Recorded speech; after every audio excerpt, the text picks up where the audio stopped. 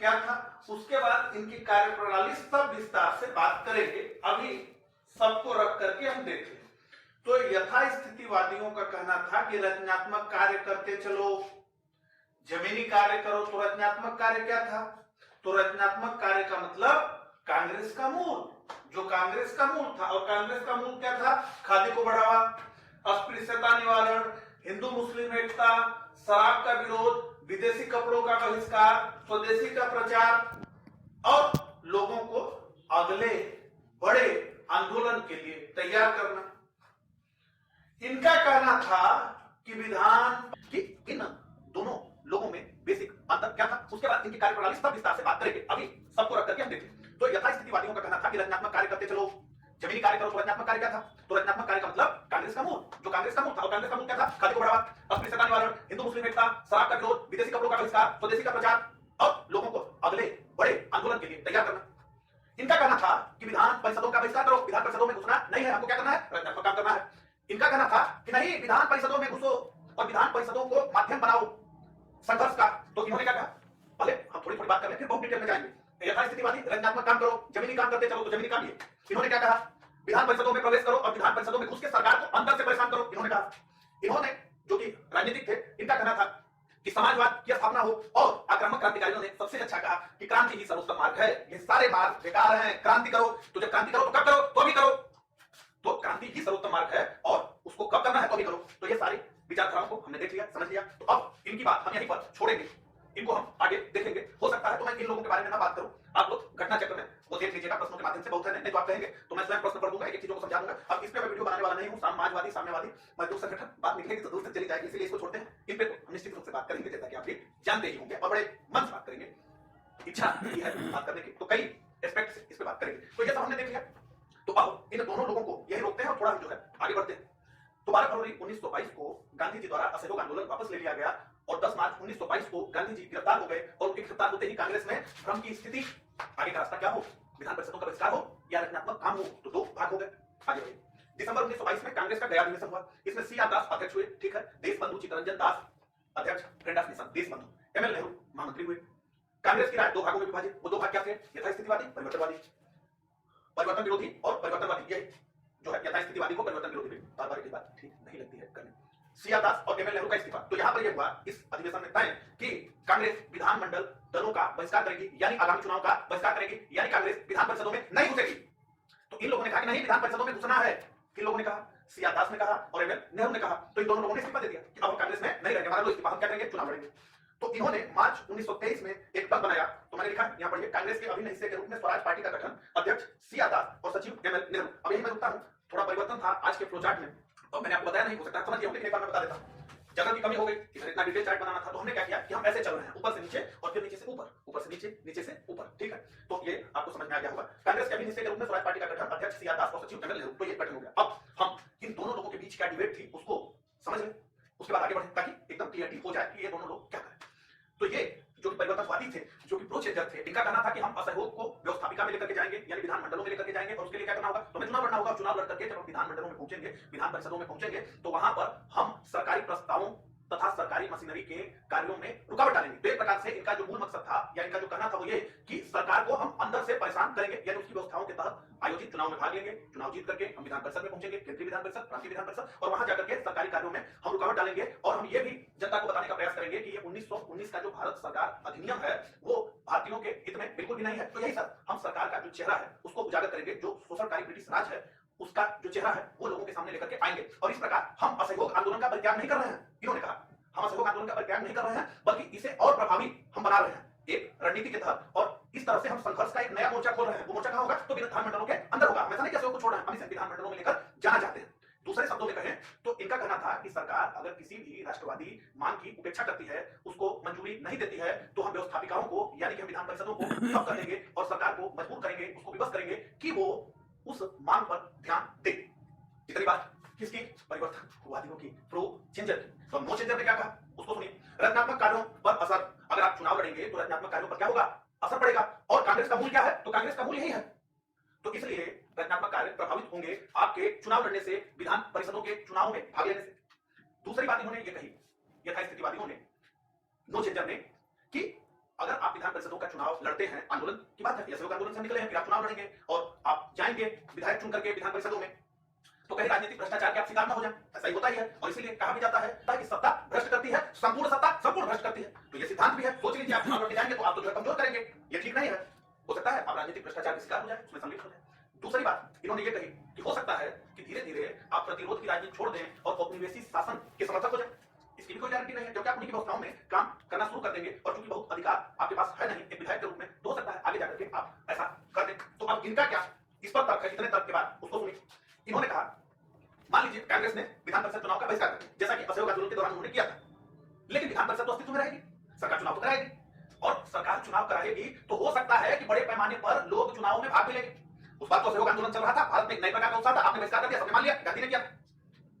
इस बार जो चुनाव हो उसमें शायद जो मूड देख करके लग रहा है लोगों का, उससे अगर वो भाग ले लिया, वो भी बड़े पैमाने पर ले लिए, तो फिर आप किससे ये कहेंगे कि जनता पर कांग्रेस का पूरा कमांड है? लोग हंसने लगेंगे आपको, क्या कांग्रेस ने चुनाव का बहिष्कार किया, जनता जाकर वोट दे रही है, लोग चुन के जा रहे हैं, कुछ हुआ नहीं। अभी नहीं होता कि ना उस संगठन ने भारत बंद बुलाया, तो लोग कहते हैं बड़ा संगठन अप्रभावी है, भारत बंद बुलाया था और कई भारत बंद ही नहीं हुआ। और कभी कि नहीं आज दिल्ली को बंद कर देना है और सफल हो गया, तो लोग कहते हैं बड़ा प्रभावी संगठन है, लोगों ने इसकी बात मानी। तो उनका यही कहना था परिवर्तनवादियों का कि भाई आप विरोध कर रहे हैं लेकिन सरकार चुनाव करवाएगी, सरकार चुनाव करवाएगी तो बड़े पैमाने पर लोग हो सकता है कि भाग ले, और इसके अलावा जो व्यक्ति चुन करके जाएंगे वो कौन होंगे? तो वो कांग्रेस के विरोधी होंगे, और इस नाते से वो कांग्रेस को क्या करेंगे? तो कमजोर करेंगे। ये भी होगा। और एक चीज और होगी जो आप राष्ट्रवाद की बात कर रहे हैं उसमें, कि आपका प्रतिनिधित्व तो विधान परिषद में है नहीं, कांग्रेस पार्टी में और लोगों का प्रतिनिधित्व है। हो सकता है उन लोगों को ब्रिटिश सरकार खरीद ले और जो चाहे वैसे प्रस्ताव पास कर दे, और जनता से फिर क्या कहे कि तुम्हारे द्वारा चुनी गए विधायकों ने ही इस प्रस्ताव पर मुहर लगाया। तो यह भी हो सकता है कि वो लोग जो सत्ता में जाएं, जो गैर कांग्रेसी होंगे, वो सरकार के हाथों बिक जाएं, सत्तारूढ़ हो जाएं और हमको कमजोर करना शुरू कर दें। किसके साथ मिलकर? ब्रिटिश सरकार के साथ मिलकर। तो हमको भैया चुनाव लड़ने दो। तो ये बात जो है हुई। फिर जैसा कि मैंने आपको बताया कि इनका कहना था कि नहीं रचनात्मक कार्य जो है करना होगा, तो इन लोगों में तीव्र मतभेद हो गया, और इसी तीव्र मतभेद में यहाँ इन लोगों की बात मानी गई। ये हुआ कि विधानमंडल में नहीं घुसना है, तो इन दोनों लोगों ने इस्तीफा दे दिया। जैसा कि मैंने आपको बताया किसने इस्तीफा दे दिया? सी आर दास और एमएल नेहरू ने इस्तीफा दे दिया। और मार्च 1923 में एक पार्टी बनाई जिसका नाम था स्वराज पार्टी। इसका पूरा नाम था कांग्रेस खिलाफत स्वराज पार्टी, ठीक है। इसके अध्यक्ष हुए सी आर दास, इसके 2-3 सचिवों में से एक सचिव हुए एमएल नेहरू। इतनी बात हमने कर ली। अब यहाँ पर हम आ जाए तो रचनात्मक काम क्या थे कांग्रेस के, उसको यहाँ मैंने डिटेल में लिखा है, एक बार पढ़ देता हूँ। कितनी बात हो गई तो आपको ठीक से समझ में आ गया कि खादी को बढ़ावा देना है, अस्पृश्यता निवारण, छुआछूत, हिंदू मुस्लिम एकता, शराब का विरोध, विदेशी कपड़ों का बहिष्कार, स्वदेशी का प्रचार, और ये सब करते हुए लोगों को अगले बड़े आंदोलन के लिए तैयार करना। अभी तो ठीक है सहयोग आंदोलन वापस ले लिया गया, लेकिन आगे जो आंदोलन शुरू होगा उसके लिए लोगों को तैयार करना। ये कहे गए नो चेंजर यथार्थ स्थितिवादी यानी परिवर्तन विरोधी। इनके प्रमुख नेता थे सरदार पटेल, राजेंद्र प्रसाद, सी राजगोपालाचारी और एम ए अंसारी। तो ये रहे यथार्थ स्थितिवादी, ठीक है। परिवर्तनवादी, विधान परिषदों में प्रवेश करो। विधान परिषदों का प्रयोग राजनीतिक संघर्ष हेतु, जैसा कि मैंने अभी बहुत उस पर बात की। कांग्रेस खिलाफत स्वराज पार्टी का गठन मार्च 1923, नेता देशबंधु चित्तरंजन दास, मोतीलाल नेहरू, ठीक है। यह हुआ। अब हम थोड़ा आगे बढ़ेंगे, ठीक है। तो नवंबर 1923 में केंद्रीय विधान परिषदों के चुनाव हुए, और इस केंद्रीय विधान परिषदों के चुनाव में स्वराज दल चुनाव लड़ा। हालांकि इसको बहुत कम समय मिल पाया था अपनी तैयारी के लिए। आप देख रहे हैं ये कब बना और कब चुनाव में चला गया, ये दोनों तारीख टैली करके देखिए। लेकिन फिर भी ये स्वराज पार्टी ने शानदार प्रदर्शन किया और 101 स्थानों में से, ये सीटें ज्यादा थी लेकिन 101 सीटों के लिए चुनाव होता था। केंद्रीय विधान परिषद की मैं बात कर रहा हूं, तो केंद्रीय विधान परिषद में 101 में से 42 स्थान स्वराज पार्टी ने जीत लिया। तो इसे एक प्रभावी जीत माना गया, ठीक है। ये आपको समझ में आ गया। उसके अलावा जो प्रांतीय विधान परिषदों के चुनाव थे उसमें इसे मध्य प्रांत में स्पष्ट बहुमत मिला। किसको? स्वराज पार्टी को। बंगाल में ये सबसे बड़े दल के रूप में उभरी।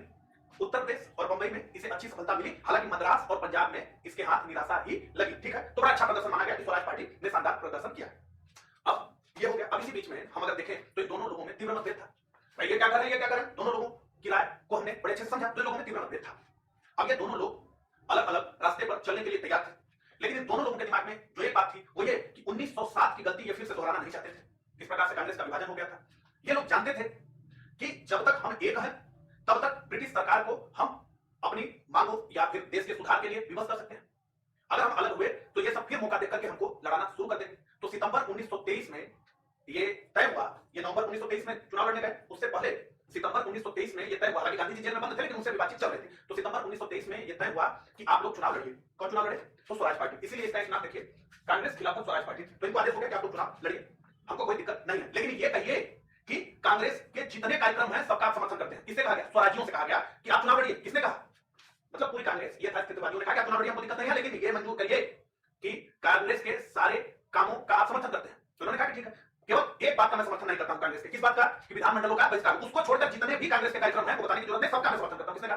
स्वराज्यों। तो स्वराज्यों को आदेश मिला कि आप जाकर के चुनाव लड़िए, और चुनाव लड़े, स्वराज पार्टी का शानदार प्रदर्शन, 101 में से 42 स्थान जीते, जैसा कि मैंने बताया। मध्य प्रांत में इनको पूर्ण बहुमत मिल गया, बंगाल में ये सबसे बड़े दल के रूप में उभरे, उत्तर प्रदेश बंबई में इनको अच्छी सफलता मिली, हालांकि मद्रास और पंजाब में निराशा इनके हाथ लगी।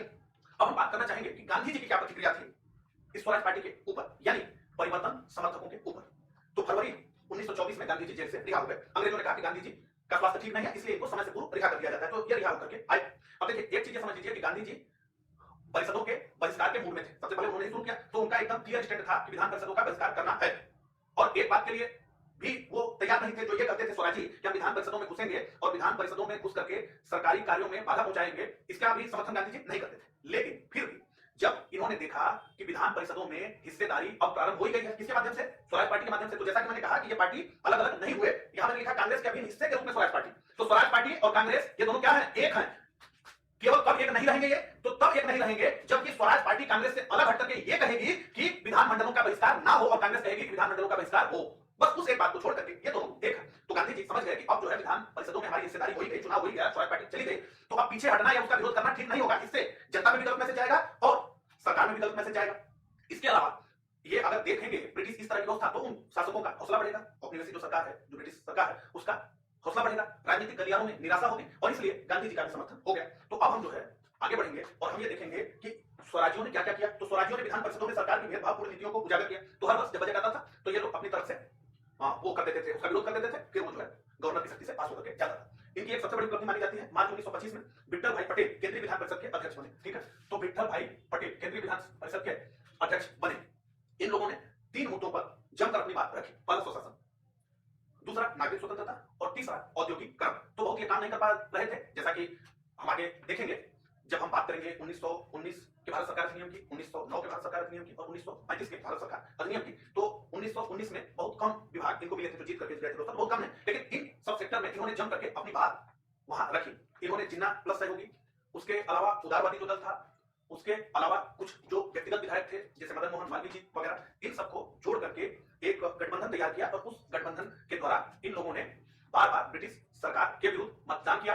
बजट संबंधी मांगों पर, जैसा कि मैंने आपको बताया, उसके विरुद्ध इन्होंने मतदान किया, बार बार ये स्थगन प्रस्ताव लेकर के आए। उसके अलावा 1925 में विठल भाई पटेल जी केंद्रीय विधान परिषद के लिए चुने गए। एक और महत्वपूर्ण जो इनकी उपलब्धि मानी जाती है वो है 1928 में सार्वजनिक सुरक्षा बिल, पब्लिक सेफ्टी बिल का तीव्र विरोध किया, और उस बिल पर सरकार की पराजय हुई। उसी बिल को, पब्लिक सेफ्टी बिल को, गुलामी विधेयक नंबर 1 भी कहा गया। तो ये सारी उपलब्धियां रही स्वराज पार्टी की विधानमंडलों के अंदर। अब थोड़ी बात हम ये करना चाहेंगे कि यथास्थितिवादियों ने क्या क्या काम किया, जो रचनात्मक काम कर रहे थे, उसमें इनको कितनी सफलता मिली। तो इस दौरान सैकड़ों खादी आश्रमों की स्थापना हुई, जहां पर युवाओं को, महिलाओं को, आदिवासियों को कताई बुनाई का प्रशिक्षण दिया जाता था, और चरखा प्लस खादी को लोकप्रिय बनाने का काम किया जाता था। अनेक राष्ट्रीय शिक्षण संस्थानों की स्थापना हुई इस कालखंड में। हिंदू मुस्लिम एकता के लिए काम किया गया, अस्पृश्यता निवारण के लिए काम किया गया, और यही जो यथास्थितिवादी यानी जो रचनात्मक काम करने वाले लोगों का समूह था, वो आगे चल करके सविनय अवज्ञा आंदोलन के स्तंभ की तरफ खड़ा हुआ। तो इन लोगों ने जो जमीनी काम किया था उसमें ये लोग सफलता प्राप्त किए। इन लोगों ने भी विधान परिषदों के अंदर जाकर के जैसा कहा था उस प्रकार से काम किया। हालांकि आगे कुछ स्थिति होगी, अभी हम उस पर बात करते हैं। अब इसी दौरान जब असहयोग आंदोलन वापस ले लिया गया तो देश में एक निराशा का भाव जगा, और इसी समय जो सांप्रदायिक शक्तियां थी उन्होंने फिर से अपना फन फैला दिया, जिसमें मुस्लिम लीग, हिंदू महासभा। तो अब जो कि असहयोग आंदोलन के समय भारत पहले और सब पीछे की जगह धर्म और संप्रदाय सबसे पहले और बातें पीछे चली गई। इस दौरान देश में खूब सांप्रदायिक दंगे हुए। तो गांधी जी की वो बात और 1916 का वो ग्रंथ मिला, वो सब झूठा हो गया, और खूब दंगे इस समय हुए। इसी दौरान C.R. दास की मृत्यु हो गई। तो यहां पर एक समूह देखने को मिला, कहां पर कि परिवर्तनवादियों में या फिर कांग्रेस में कुल मिलाकर के, तो इन्हें कहा गया प्रतिक्रियावादी यानी रिस्पॉन्सिविस्ट। तो कुल 4 समूह दिख गए आपको, no changer, pro changer, revolutionary और रिस्पॉन्सिविस्ट, प्रतिक्रियावादी। तो जैसा कि मैंने बताया कि हिंदू महासभा अब अपने पैर पसारने लगी, मुस्लिम लीग भी सत्ता में सहयोग पाने के लिए ज्यादा से ज्यादा जो है सरकार का समर्थन करने लगी, और हिंदू बनाम मुस्लिम होने लगा, दंगे होने लगे, सारे लोग अपने अपने हितों की बात करने लगे। उसी में मालवीय जी, लाला जी, एनसी केलेकर का नाम आता है, इनको कहा जाता है प्रतिक्रियावादी, रिस्पॉन्सिविस्ट।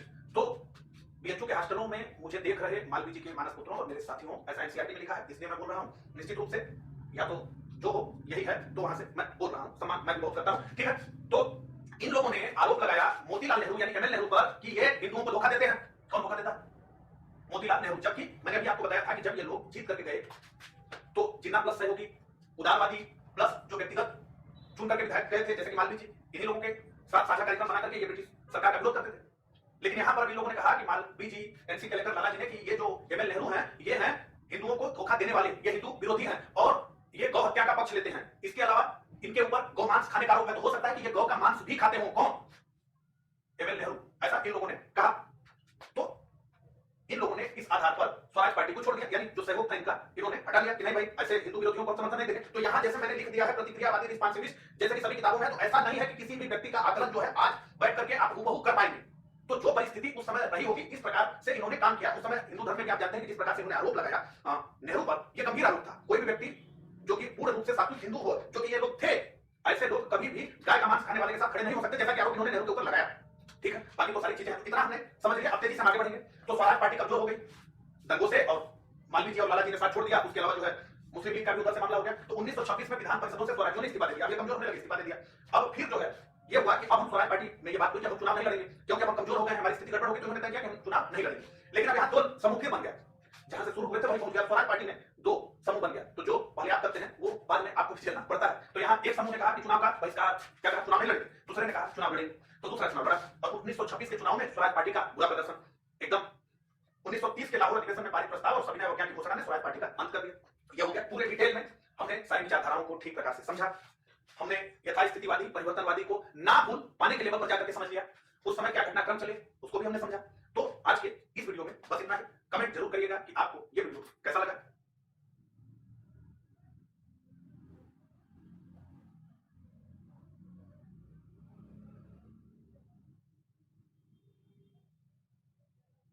अगर आपको याद हो तो हमने एक वीडियो बनाया था जिसमें भारतीय राष्ट्रीय आंदोलन 1905 और 1919 के अंतर्गत भारत में जो प्रमुख घटनाएं हुई उनको देखा था।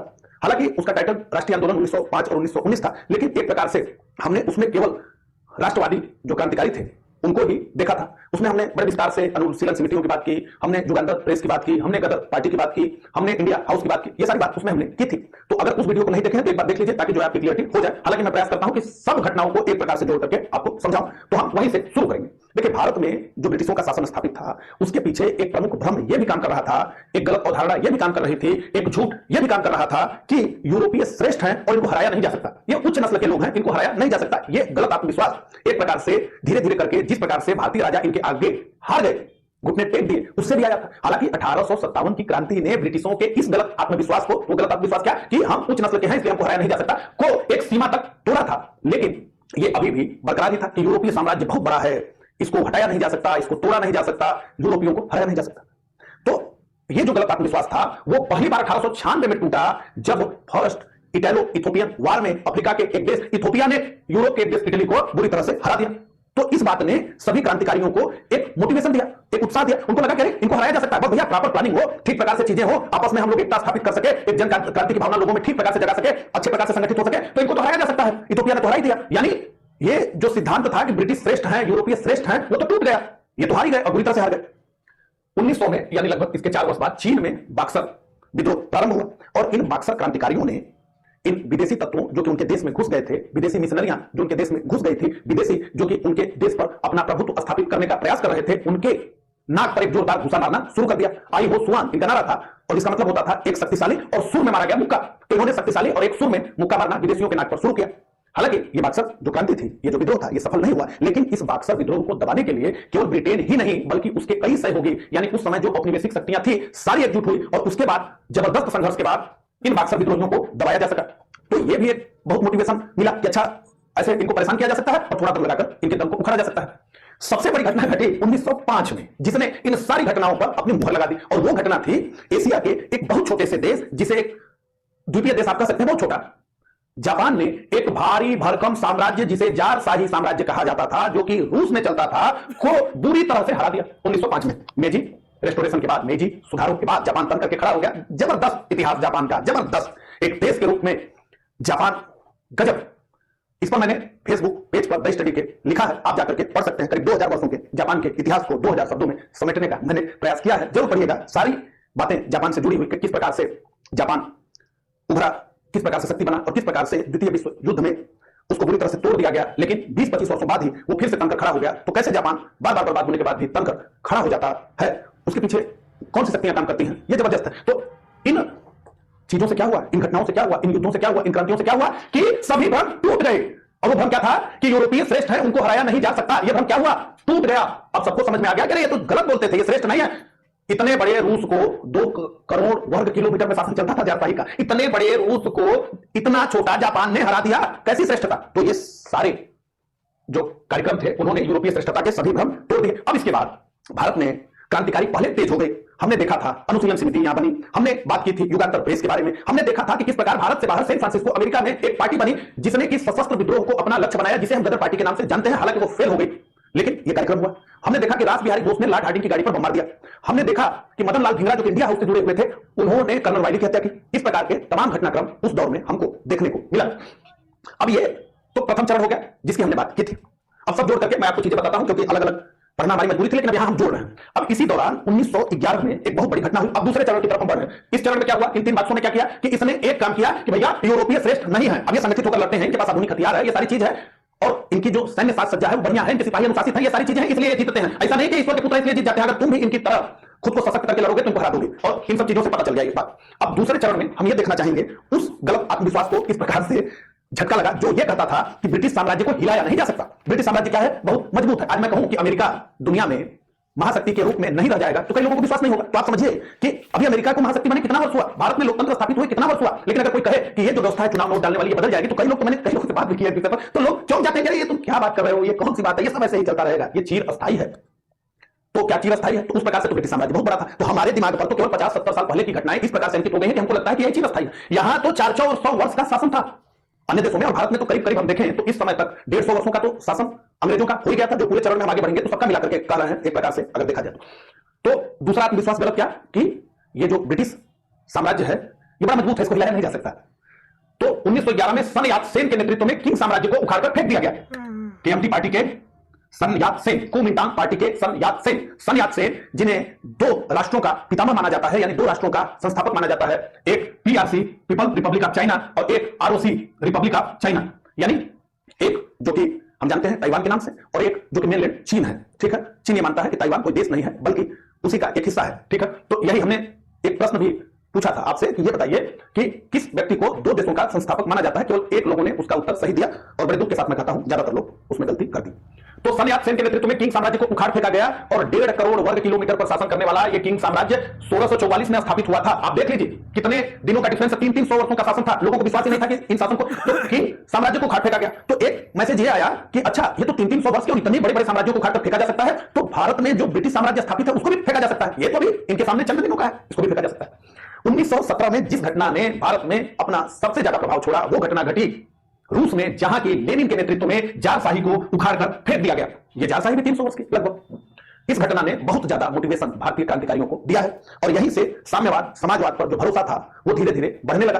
पूरा जो है रूस का प्रभाव बहुत ठीक से दिखेगा। अभी थोड़ा जल्दी जल्दी चलते हैं, जब बात आएगी तो करते हैं, आगे बढ़ेंगे। 1922 में मुस्तफा कमाल पाशा के नेतृत्व में ऑटोमन साम्राज्य को उखाड़ फेंका गया। लगभग 500 वर्षों से चला आ रहा ऑटोमन साम्राज्य उखाड़ फेंका गया। तो ये सारी घटनाएं जो थी उसने ये सिद्ध कर दिया कि भैया साम्राज्य कितना भी बड़ा हो, कितना भी मजबूत हो, कितना भी दिन से चल रहा हो, अगर जनता चाह लेगी तो उखाड़ कर फेंक देगी। तो ये बहुत बड़ा मोटिवेशन था। हालांकि अब इस पूरे चार्ट को जितना भी हमने फ्लो चार्ट में बात को देखें, अब इसको एक कोने में रखिए, अब दूसरे विषय पर आइए। लेकिन इन सारी घटनाओं के बाद भी भारत में उस तरह की प्रतिक्रिया नहीं देखी गई जो इसके बाद देखी गई। तो गांधी जी इसी दौरान आ गए भारत में, असहयोग आंदोलन प्रारंभ हो गया जिसके बारे में 2 वीडियो में हमने बड़े विस्तार से बात की थी। तो गांधी जी का जो असहयोग आंदोलन था वो इतना बड़ा छतरी बन गया था कि जिसके नीचे कई प्रकार की अलग अलग विचारधाराएं एक साथ काम कर रही थी। जैसे हमने देखा था कि कांग्रेस के अंदर ही एक प्रो चेंजर थे और एक नो चेंजर थे। कांग्रेस के बाहर कई साम्यवादी संगठन, समाजवादी संगठन और ये क्रांतिकारी भी, सारे क्रांतिकारियों ने लगभग गांधी जी के असहयोग आंदोलन को अपना समर्थन दिया और अपने जो हिंसक क्रांतिकारी का स्वरूप था उसमें बदलाव करके ये लोग गांधी जी के साथ खड़े हो गए। सब क्रांतिकारियों ने यह माना कि गांधी का नेतृत्व, गांधी का रास्ता ठीक है, इस रास्ते से चलकर के हमें पूर्ण स्वतंत्रता मिल जाएगी। तो असहयोग आंदोलन को जब पीछे खींचा गांधी जी ने तो क्रांतिकारियों ने इसे गांधी का धोखा माना। मैंने लिखा नहीं है, ये देखिएगा, ये हमने पढ़ लिया, ये पूरे अलग प्रकार से हम समझ गए। उस वीडियो से भी जोड़ देंगे तो ये जुड़ जाएगा, आज के वीडियो से जोड़ देंगे। लेकिन जब गांधी जी ने असहयोग आंदोलन को वापस लिया तो क्रांतिकारियों ने इसे गांधी का धोखा माना कि भैया आप तो मुझे बुला लिए, हम लोग खड़े भी हो गए, हम लोगों ने मेहनत भी की, राष्ट्र ने बहुत कुर्बानी भी दी, लोग त्याग प्रदर्शित भी करने लगे थे, लोग संगठित भी होने लगे थे, तो आपने एक घटना के कारण महात्मा जी असहयोग आंदोलन को क्यों वापस ले लिया? वापस ले लिया तो ये हमारे साथ आपने धोखा किया। तो इसको अगर लिखना होगा तो आप लिख लीजिएगा, क्रांतिकारियों ने इसे गांधी का धोखा माना। अब जब क्रांतिकारियों ने इसे गांधी का धोखा माना तो वो अपने अपने रास्ते पर चलने लगे, जैसे कि प्रो चेंजर और नो चेंजर चल रहे थे। तो भारत में नए क्रांतिकारी राष्ट्रवाद का उदय। अब ये नया जो शब्द लिखा है इसका बस मतलब इतना ही है कि असहयोग आंदोलन के बाद जो क्रांतिकारी घटनाएं घटित हुई उनको दर्शाने के लिए। नहीं तो हमने 1905 से 1919 तक के कालखंड को देखा, उसके बाद मैंने बताया कि 1905 में भी ऐसी से पहले भी ऐसी घटनाएं हुई। तो ऐसा नहीं है, नए का बस इतना मतलब है असहयोग आंदोलन। तो असहयोग आंदोलन की छतरी हट के क्रांतिकारियों ने अब जो है अपने रास्ते को फिर से अपना लिया और उनको मोटिवेशन किसने दिया? तो इन 3 घटनाओं ने दे दिया कि भैया ये जो गांधी का रास्ता है हिंसा और सत्याग्रह वाला, ये तो टिकता नहीं, काम करता नहीं, इसकी जगह हमें कौन सा रास्ता अपनाना होगा? तो हमें क्रांतिकारी रास्ता अपनाना होगा। क्रांति से ही कुछ होगा, इस गांधी जी के से होगा नहीं। और इन्होंने तो असहयोग आंदोलन वापस ले लिया, तो अपना चेहरा इन्होंने दिखाई दिया। तो क्रांतिकारी गतिविधियों की सबसे प्रबल अभिव्यक्ति जो देखने को मिली वो थी अक्टूबर 1924 में कानपुर में हिंदुस्तान रिपब्लिकन एसोसिएशन का गठन, यानी एचआरए का गठन। अब जो क्रांतिकारी थे वो एक जगह जुटे कानपुर में और वहां पर यह निर्णय लिया गया कि हम एक संगठन बनाएंगे ताकि उस संगठन के माध्यम से भारत में हम सशस्त्र क्रांति कर सके। और उसके लिए बनी हिंदुस्तान रिपब्लिकन एसोसिएशन, एक पार्टी जिसका शार्ट नाम था HRA। इसके प्रमुख नेता रहे रामप्रसाद बिस्मिल, सचिंद्रनाथ सान्याल, योगेश चंद्र चटर्जी। तो बहुत से क्रांतिकारी रहे होंगे, लेकिन जो प्रमुख नेता है उनका नाम मैंने यहां पर लिखा है। तो अक्टूबर 1924 में कानपुर में हिंदुस्तान रिपब्लिकन एसोसिएशन का गठन हुआ, जिसका शार्ट नाम था HRA और इसके प्रमुख नेता थे रामप्रसाद बिस्मिल, सचिंद्रनाथ सान्याल, योगेश चंद्र चटर्जी। तो अब हम यह समझना चाहेंगे कि इस एचआरए का उद्देश्य क्या था, ताकि हमें ठीक प्रकार से यह समझ में आ जाए कि क्रांतिकारी चाहते क्या थे, क्रांतिकारी किस प्रकार से सोचते थे और किस प्रकार से वो कार्रवाई करना चाहते थे। तो इनकी विचारधारा हम समझेंगे और इसको समझने के लिए हमें समझना होगा एचआरए के उद्देश्य को। तो एक एक करके एचआरए के उद्देश्य को हम समझेंगे। तो जनता को यह बताना कि हिंसा हल नहीं है। इन सारे जगहों पर अहिंसा से 300, 400, 500 वर्षों के साम्राज्य को उखाड़ कर नहीं फेंका गया है। किस चीज से फेंका गया? क्रांति से फेंका गया, प्रत्यक्ष कार्रवाई से फेंका गया है। तो इसलिए अहिंसा कोई हल नहीं है। बाबा ने असहयोग आंदोलन को वापस खींच लिया है, देश में देख लिया है। तो अहिंसा हल नहीं है, पहली बात तो यह समझिए। पूर्ण स्वतंत्रता के लिए प्रत्यक्ष कार्रवाई और क्रांति की आवश्यकता है। बिना क्रांति के ये आजादी मिलने वाली नहीं है, किसी को नहीं मिली तो आपको कहां से मिलेगी? तो इसके लिए क्रांति करना पड़ेगा। और अंग्रेजी शासन को समाप्त करना, अब यहां ये समझ लीजिए कि इनका केवल मतलब यह नहीं कि केवल अंग्रेजी शासन को समाप्त करना है, बल्कि इनके पास यह भी योजना थी कि अंग्रेजी शासन जब समाप्त होगा तो उसकी जगह किस प्रकार के सरकार की स्थापना होगी। तो उन्होंने कहा कि अंग्रेजी शासन को समाप्त करना है, पहला काम। दूसरा काम कि संघीय गणतंत्र संयुक्त राज्य भारत की स्थापना करना है। तो इसमें आपको एक शब्द दिख रहा होगा, गणतंत्र। गणतंत्र का मतलब देश का जो प्रधान होगा, जो राष्ट्र का प्रमुख होगा, वो चुन करके आएगा, न कि किसी परिवार से, विशेष परिवार से, विशेष राजशाही से, ऐसे नहीं आएगा। वो जब भी अपनी गति पर बैठेगा तो जनता उसका चुनाव करेगी। तो इसका मतलब है इस आधार पर कि ये जो संगठन था ये लोकतंत्र पर विश्वास करता था। तो अंग्रेजी शासन को समाप्त करना है और संघीय गणतंत्र संयुक्त राज्य भारत की स्थापना करना है, जो कि लोकतांत्रिक होगा और जो कि वयस्क मताधिकार पर आधारित होगा, जो कि आज हमारे देश में है वयस्क मताधिकार, जिसमें 18 वर्ष से ऊपर के उम्र के लोग, पहले वो 21 था, अब 18 हो गया, तो वोट कर सकते हैं, सरकार चुन सकते हैं। अब देखिए ये संगठन तो बन गया, इसके उद्देश्यों को भी हमने समझ लिया। तो जो इनका उद्देश्य था अंग्रेजी शासन को समाप्त करना, उसके लिए बहुत अधिक धन की भी आवश्यकता थी। आपको जानकर पता नहीं कैसा लगे, लेकिन सच्चाई यह थी कि भारतीय समाज से उस प्रकार का समर्थन क्रांतिकारियों को नहीं मिल रहा था और इसलिए पैसे का अभाव हमेशा इनके पास रहा, पैसे नहीं रहते थे। और पूरा इन्होंने कहा कि हमें क्या करना है, तुम्हें सशस्त्र क्रांति करनी है और उस क्रांति के दौरान अंग्रेजों को बनाना है और एक सरकार बनानी है, संघीय गणतंत्र संयुक्त राज्य भारत। तो सशस्त्र क्रांति करने के लिए, अपनी गतिविधियों को आगे बढ़ाने के लिए, लोगों को जोड़ने के लिए पैसे चाहिए और पैसा इनके पास था नहीं और पैसा नहीं था और इसलिए अपने संगठन को दांव पर लगाकर इन्होंने काकोरी में एक घटना को अंजाम दिया, जिसे हम काकोरी क्रांति के नाम से जानते हैं। हालांकि किताबों में क्या लिखा जाता है वो आप भी जानते हैं, लेकिन हम इसे जानते हैं काकोरी क्रांति के नाम से। सहारनपुर और लखनऊ रेलवे लाइन के बीच में एक गांव था काकोरी, वहां पर ब्रिटिशों का सरकारी जो खजाना था, यानी जो भारत का खजाना था, उसको इन लोगों ने लूट लिया, ट्रेन को रोक करके खजाने को लूट लिया। यह हुआ 9 अगस्त 1925। तो एचआरए के खाते में यह एक बहुत महत्वपूर्ण घटना के रूप में दर्ज की जाती है, काकोरी की क्रांति, जो कि हुई 9 अगस्त 1925 को, और जिसमें कि ब्रिटिश सरकारी खजाना लूटा गया ताकि जो क्रांतिकारी गतिविधियां हो उसमें पैसे की आवश्यकता की पूर्ति की जाए। यह बहुत बड़ी घटना रही, सरेआम इतने बड़ी ब्रिटिश सरकार के खजाने को लूट लिया गया। तो ब्रिटिशों में खलबली हुई और ब्रिटिशों में खलबली हुई और इसे उन्होंने अपनी सत्ता के लिए एक चुनौती माना और क्रांतिकारियों की गिरफ्तारी शुरू हो गई। और क्रांतिकारियों की गिरफ्तारी के बाद इन पर एक मुकदमा चला जिसको कहा गया काकोरी षड्यंत्र केस। अब यह षड्यंत्र अंग्रेजों का दिया हुआ सब, तो काकोरी केस प्रारंभ हुआ और इस केस में 29 लोगों पर मुकदमा चला। 29 लोगों में 17 लोगों को लंबी सजाएं दी गई, 4 को आजीवन कारावास दिया गया, 4 को काला पानी दिया गया और रामप्रसाद बिस्मिल जी, अशफाक उल्लाह खान जी, रोशन सिंह जी और राजेंद्र लाहिरी जी को फांसी दे दी गई। इन लोगों ने बड़े गर्व से फांसी का फंदा हंसते हंसते चुन लिया और भारत माता के लिए जो सबसे बड़ी कुर्बानी होती है इन्होंने दी। तो काकोरी षड्यंत्र केस, जिसमें कि बहुत लोगों के ऊपर मुकदमा चला और लगभग सभी लोगों को ब्रिटिशों ने अलग अलग प्रकार की सजा दी, जिसमें कि 4 लोगों को फांसी दी गई। यहां पर आप देख सकते हैं रामप्रसाद बिस्मिल, अशफाक उल्लाह खान, रोशन सिंह, राजेंद्र लाहिरी को फांसी। इस काकोरी केस के बाद 2 तरह के रुझान देखने को मिले। एक तो काकोरी क्रांति तो होते ही ज्यादातर क्रांतिकारी गिरफ्तार हो गए, कुछ क्रांतिकारी भूमिगत हो गए, एक प्रकार से संगठन का काम ढीला ढाला हो गया। लेकिन जिस प्रकार से इन लोगों को सजाएं हुई, जिस प्रकार से भारतीयों का दमन हुआ, उससे बहुत से और क्रांतिकारी जो है इस मार्ग पर चलना शुरू कर दिए, जिसमें से हम उत्तर प्रदेश में नाम ले सकते हैं शिव वर्मा का, जयदेव कपूर का, विजय कुमार सिन्हा का, पंजाब में भगत सिंह जी का, सुखदेव का और भगवती चरण बोरा का। ठीक है, तो एक और नौजवानों का रुझान जो है क्रांति की तरफ तीव्रता से देखा गया। तो 1926 में पंजाब नौजवान भारत सभा का गठन हुआ। पंजाब नौजवान भारत सभा का गठन हुआ और इसके सचिव जो बने वो थे भगत सिंह। तो ये जो पंजाब नौजवान भारत सभा बनी थी, इसका प्रमुख उद्देश्य था युवकों को, मजदूरों को किसानों को राजनीतिक शिक्षा देना यानी उनका राजनीतिकरण करना और उनका संगठन करना। तो पंजाब नौजवान भारत सभा गठित हुई। इस दौरान एक विषय आप ये भी समझ लें कि अब क्रांतिकारी इसके बाद व्यक्तिगत जो हिंसक कार्रवाइयां थी उससे दूर होने लगे और अब इनका ज्यादा विश्वास जन क्रांति की तरफ होने लगा कि अब ये पिस्तौल और बम के द्वारा जो है बहुत लंबे स्तर पर जाकर के लड़ाई नहीं लड़ी जा सकती 2-4-5 लोग ऐसे करके, बल्कि धीरे धीरे जनता का सशक्तिकरण करते करते जो है गैर हिंसक प्रकार से ही क्रांति किया जा सकता है या फिर हिंसक भी हो तो बड़े पैमाने पर इस प्रकार की बात आने लगी। लेकिन अब इस तरह का ना हो कि जिस प्रकार से उधम सिंह जी को हम देखते हैं, जिस प्रकार से हम मंडल लाल धिंगरा को देखते हैं, रासबिहारी बोस को देखते हैं, बाबा जतीन को देखते हैं, उस तरह का कि पूरा जो है प्रॉपर काम हो। तो 10 सितंबर 1928 को जो कि काकोरी क्रांति से बचकर निकल गए थे चंद्रशेखर आजाद जी, जिन्होंने ये कसम खा ली थी कि आजाद जिया है और आजाद मर जाएगा। ब्रिटिशों ने कोई ऐसी जेल नहीं बनाई जिसमें कि आजाद को कैद किया जा सके, ब्रिटिशों की फैक्ट्री में कोई हथकड़ी नहीं बनी जिससे कि आजाद को गिरफ्तार किया जा सके, और उस वचन का इन्होंने अंतिम समय तक पालन भी किया। तो हिंदुस्तान सोशलिस्ट रिपब्लिकन एसोसिएशन की स्थापना हुई। तो यहां से जो मैं आपको बता रहा था कि समाजवादी विचारधाराएं क्रांतिकारियों के ऊपर बहुत गहरे से पड़ रही थी और इसमें सबसे महत्वपूर्ण जो प्रभाव था जिसका वो था लेनिन के नेतृत्व में जारशाही वंश को उखाड़ फेंका जाना और उसके बाद वहां पर साम्यवादी सरकार की स्थापना करना। और जिस प्रकार से प्रगति के पथ पर रूस चला इस विचारधारा के साथ, उसने सबका ध्यान समाजवाद और साम्यवाद की तरफ मोड़ा। भारत के क्रांतिकारी समाजवाद से बहुत प्रभावित रहे और इसका ही कारण था कि जो HRA यहां बना था हिंदुस्तान रिपब्लिकन एसोसिएशन, उसका नाम बदल के अब कर दिया गया HSRA, Hindustan socialist Republican association. तो एक नया शब्द जुड़ गया HRA में और वो शब्द था सोशलिस्ट यानी समाजवादी। तो हिंदुस्तान सोशलिस्ट रिपब्लिकन एसोसिएशन, तो मूल रूप से ये HRA ही था जो कि यहां हो गया HSRA। 10 सितंबर 1928 को फिरोज शाह कोटला मैदान में क्रांतिकारी इकट्ठे हुए चंद्रशेखर आजाद जी के नेतृत्व में और यहां पर जो है स्थापना हुई HSRA की। और इसका उद्देश्य जो बताया गया वो था भारत में समाजवादी गणतंत्रवादी सरकार की स्थापना करना, भारत में समाजवादी गणतंत्रवादी सरकार की स्थापना करना और इसके लिए जन क्रांति करना, व्यक्तिगत वगैरह की कार्रवाइयों से थोड़ा दूरी बनाना। लेकिन इसी दौरान नवंबर 1928 में जबकि क्रांतिकारी ऐसा नहीं चाहते थे कि व्यक्तिगत हिंसक कार्रवाइयां हो, साइमन कमीशन का विरोध कर रहे लाला जी की लाठियों से पीटकर अंग्रेजों ने हत्या कर दी। नवंबर 1928 साइमन कमीशन, अगले वीडियो में पढ़ेंगे, साइमन कमीशन का विरोध कर रहे लाला जी की लाठियों से पीटकर हत्या हुई नवंबर 1928 में। और इसे क्रांतिकारियों ने राष्ट्र का अपमान माना। उन्होंने कहा कि 30 करोड़ भारतीयों के नेता को एक अंग्रेज यहां पीट करके मार डालता है, इससे बड़ा अपमान देश का क्या हो सकता है। भारत का एक सबसे बड़ा नेता उसको एक अंग्रेज पीट करके डंडे से मारते, यह देश का अपमान है और इस अपमान को बर्दाश्त नहीं करेंगे। यहां पर क्रांतिकारियों ने कहा कि ब्रिटिशों ने जिस प्रकार से हमारा निशस्त्रीकरण कर दिया है, हमारे हाथों से शस्त्र अस्त्र छीन लिए हैं, तो हमारे पास इतने शस्त्र अस्त्र तो नहीं है कि हम एक सशस्त्र क्रांति को अंजाम दे दें, लेकिन इतने कम भी नहीं है कि हमारा खुलेआम अपमान हो हम चुप रह जाएं, तो मारेंगे। ये तय कर लिया कि नहीं मारना है, यह अपमान हुआ है। अब सारी विचारधारा एक तरफ, हमारा जो परिवर्तित रास्ता था वो एक तरफ, लेकिन अब ये जो तात्कालिक चीज देखा गया इस अपमान को नहीं सहेगा हिंदुस्तान। और 17 दिसंबर 1928 को सांडर्स की लाहौर में भगत सिंह, चंद्रशेखर आजाद और राजगुरु ने हत्या कर दी। ये एक बहुत बड़ी घटना थी।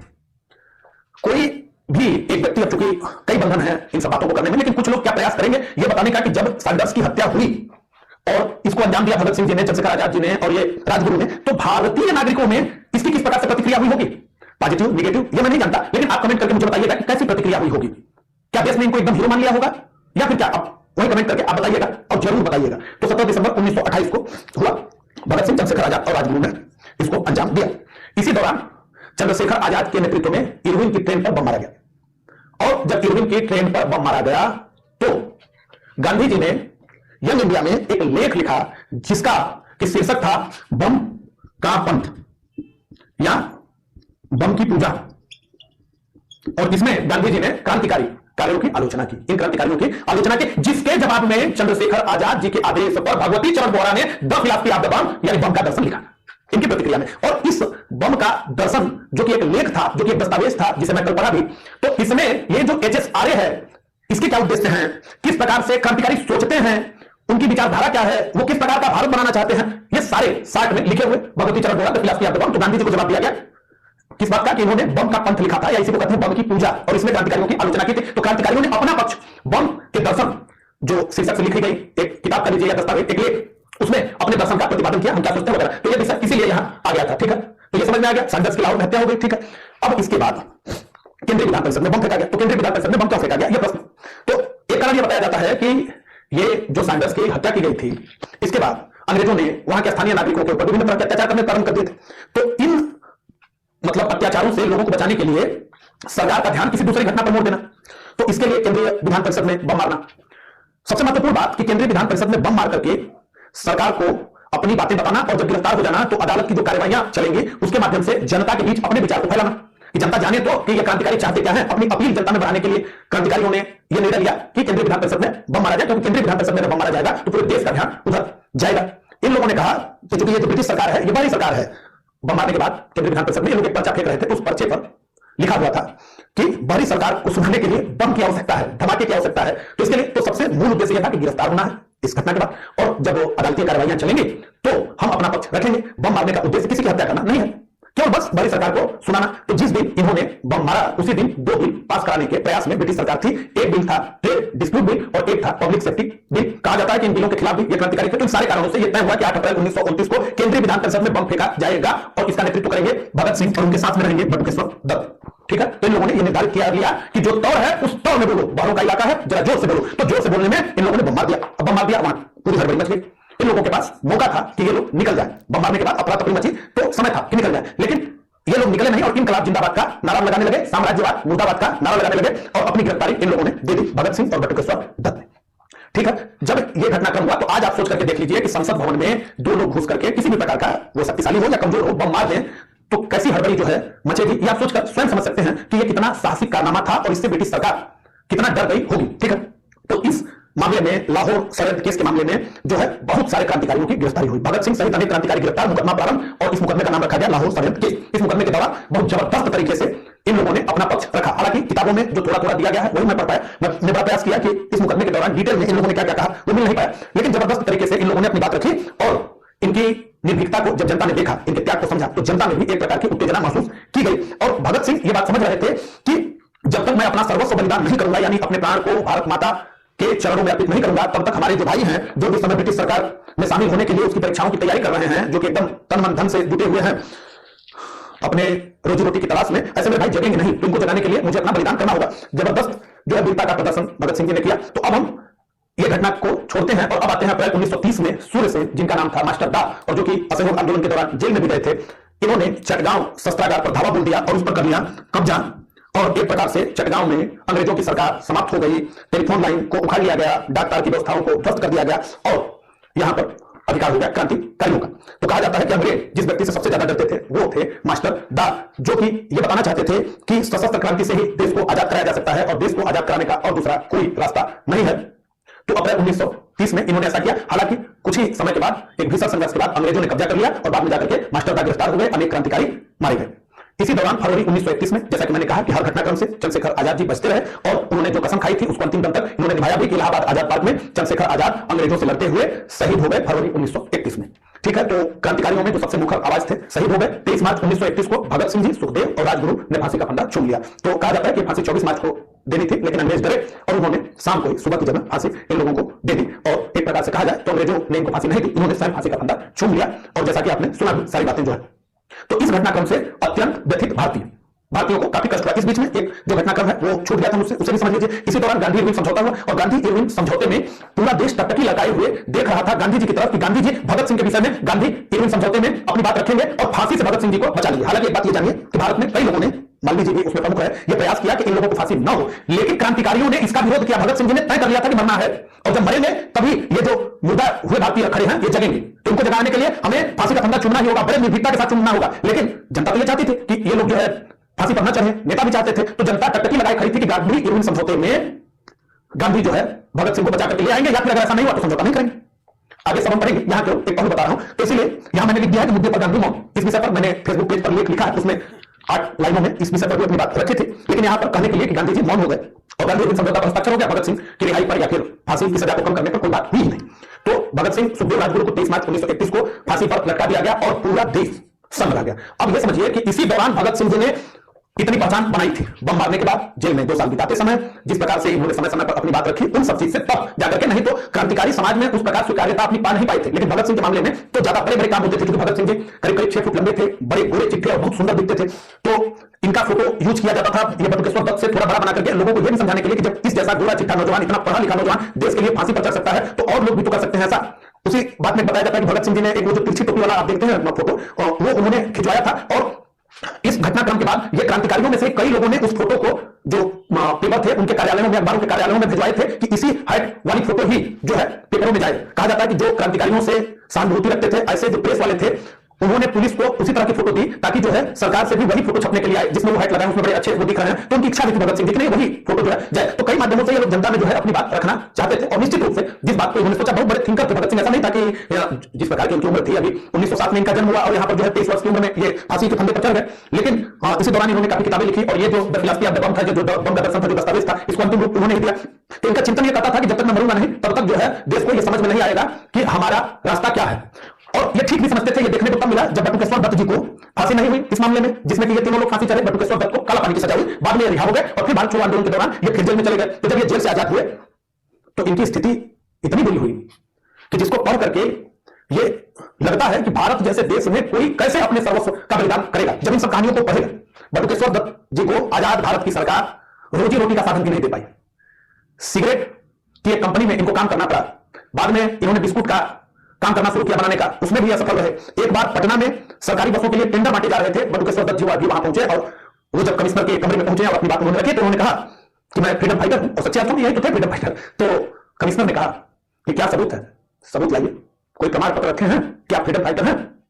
बटुकेश्वर दत्त जी को कहा गया। बटुकेश्वर दत्त जी जब काला पानी की सजा काट रहे थे उसी दौरान इन्होंने भगत सिंह जी को चिट्ठी लिखी और कहा कि मित्र आप तो जो है भारत माता के चरणों पर समर्पित होने के लिए जा रहे हैं, लेकिन मैं क्या करूं, मुझे तो इन्होंने जेल में डाल दिया। मैं भी व्यतीत हूं कि इसी समय आप ही के साथ भारत माता के चरणों में मैं भी लौट जाऊं। तो भगत सिंह जी ने चिट्ठी लिखी थी और उन्होंने ये कहा था कि देखो बटुकेश्वर, हमें यह भी मैसेज देना है कि क्रांतिकारी देश की आजादी के लिए हंसते हंसते फांसी पर चढ़ सकते हैं। उसके अलावा यह भी मैसेज देना है कि क्रांतिकारी देश की आजादी के लिए जघन्य से जघन्य अपराधों को सहते हुए रोज रोज मरते हुए जी भी सकते हैं देश के लिए। तो देश के लिए फांसी पर भी चढ़ सकते हैं, देश के लिए जी भी सकते हैं, तो तुमको जीना है। तो दुर्भाग्य बटुकेश्वर दत्त जी का रहा कि उन्होंने भारत के असली चेहरे को देखा। भगत सिंह जी कहते थे कि हमारा विरोध केवल अंग्रेजी व्यवस्था से नहीं है, हमारा विरोध उन सारी व्यवस्थाओं से है जिसमें मुट्ठी भर शोषणकर्ता सामान्य जन का शोषण करते हैं। तो ये गोरे की सरकार हटाकर काले की सरकार बैठाना हमारा उद्देश्य नहीं है। हमारा उद्देश्य शोषणकारी व्यवस्था का करना है, समाजवाद की स्थापना करना है जिसमें कोई व्यक्ति किसी का शोषण नहीं करे, व्यक्ति के द्वारा व्यक्ति का शोषण नहीं हो, व्यक्ति के द्वारा व्यक्ति का शासन। तो भगत सिंह जैसे लोगों को तो यह नहीं देखना पड़ा, लेकिन बटुकेश्वर दत्त ने देखा, भारत की सरकारों को देखा, उनके कामों को देखा और खांसते खांसते इनकी मृत्यु हुई।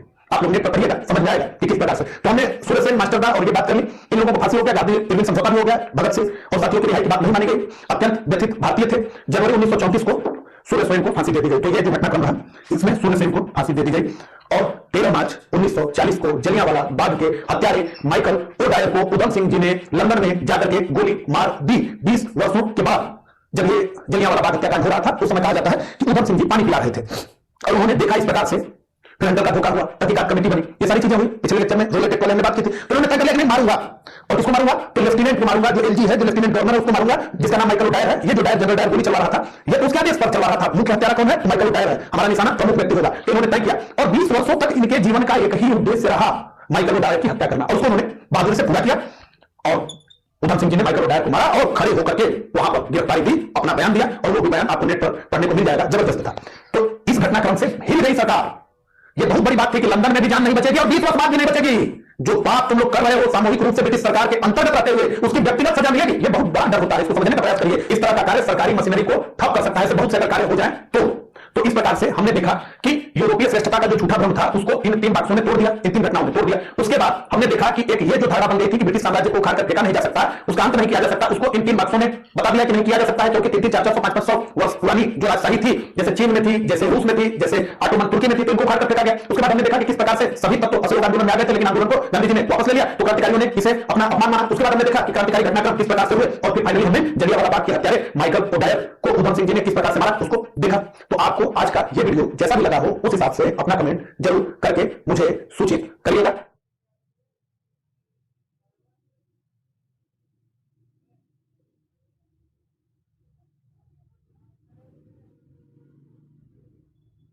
तो आज हम बात करेंगे साइमन कमीशन और नेहरू रिपोर्ट के बारे में। तो साइमन कमीशन पे आए उससे पहले उसी कालखंड में जो महत्वपूर्ण घटनाएं घटित हुई थी उनको हम देखना चाहेंगे, ताकि आज का ये टॉपिक हमें ठीक प्रकार से समझ में आ जाए। तो हमने देखा था कि जीओआई एक्ट यानी गवर्नमेंट ऑफ इंडिया एक्ट यानी भारत सरकार अधिनियम 1919 आया था, जो कि भारतीय राष्ट्रवादियों की मांग पर खरा नहीं उतरा था और इसे विरोध झेलना पड़ा था।